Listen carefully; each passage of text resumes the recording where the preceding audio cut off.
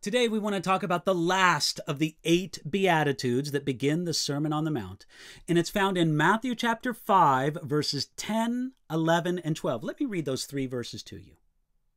Blessed are those who are persecuted for righteousness' sake, for theirs is the kingdom of heaven. Blessed are you when they revile and persecute you and say all kinds of evil against you falsely for my sake. Rejoice and be exceedingly glad, for great is your reward in heaven, for so they persecuted the prophets who were before you. The Beatitudes that begin the Sermon on the Mount describe what a citizen of Jesus' kingdom looks like.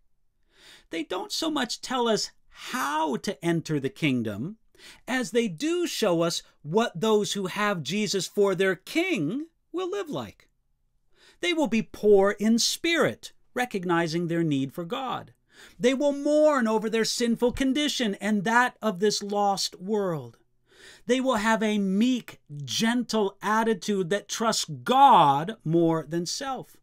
They hunger and thirst after righteousness and show mercy to others, remembering the mercy they have received from God. They have purity of heart, leading to greater relationship with God, and they will make peace with those who wrong them and those who wrong one another. When you think about this character profile, it describes a pretty wonderful person. We should expect these wonderful people to be loved, and they should be accepted all over this world. But Jesus told us with the final beatitude what those people should expect from the world. Blessed are those who are persecuted. The character traits described in the Beatitudes are not valued by our modern culture. We don't recognize or give awards to the most pure in heart or the most poor in spirit. Though our culture doesn't think much of these character traits, they do describe the character of the citizens of God's kingdom. Notice that Jesus spoke of those who are persecuted for righteousness' sake and also for Jesus' sake. Later he says, for my sake. They're not persecuted for their own stupidity or fanaticism. Peter recognized that suffering might come to some Christians for reasons other than their faithfulness to Jesus. That's in 1 Peter chapter 4, verses 15 and 16. You see, this isn't what Jesus addressed here. In Matthew chapter 5, verse 10, they are persecuted for righteousness' sake. In Matthew chapter 5, verse 11, they are persecuted for the sake of Jesus. This shows that Jesus expected that their righteous lives would be lived after his example and in honor to him. We also notice how Jesus described persecution and what it includes. He said, blessed are you when they revile and persecute you and say all kinds of evil against you falsely for my sake. Jesus brought insults and spoken malice into the sphere of persecution.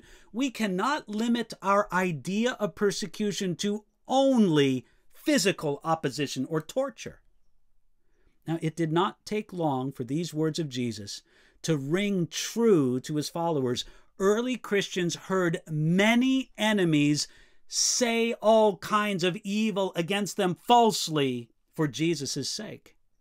Did you know that in the early days of Christianity, that unbelievers in the Roman Empire accused Christians of many evil things? Early Christians in the Roman Empire were accused of cannibalism because of gross and deliberate misrepresentation of the practice of the Lord's Supper. They were accused of immorality because of gross and deliberate misrepresentation of the weekly love feast and their private meetings. They were accused of revolutionary fanaticism because they believed that Jesus would return and that there would be an apocalyptic end to history someday. They were accused of splitting families because when one marriage partner or parent became a Christian, there was sometimes a change or a division in the family. and they were accused of treason because they would not honor the Roman gods or they would not participate in emperor worship. Jesus told these persecuted ones how to react when they were mistreated. He said, "Rejoice and be exceedingly glad." Literally, we could translate this phrase to say that the persecuted ones should leap for joy. Why? Because these persecuted ones will have great reward in heaven, and because the persecuted ones are in good company. The prophets before them were also persecuted. The old Puritan commentator, John Trapp, noted that there were some men from the old days in England who did in fact rejoice and were exceedingly glad when they were persecuted. George Roper came to the stake leaping for joy, and he hugged the stake that he was going to be burned at like that pole of wood was a friend. Dr. Taylor leapt and danced a little as he came to this execution, saying when he asked how he was, "Well, God be praised, good Master Sheriff, never better, for now I am almost home. I am even at my Father's house." Trapp described a third man named Lawrence Saunders, who with a smiling face hugged the stake of his execution, and he kissed it, saying, "Welcome the cross of Christ, welcome everlasting life."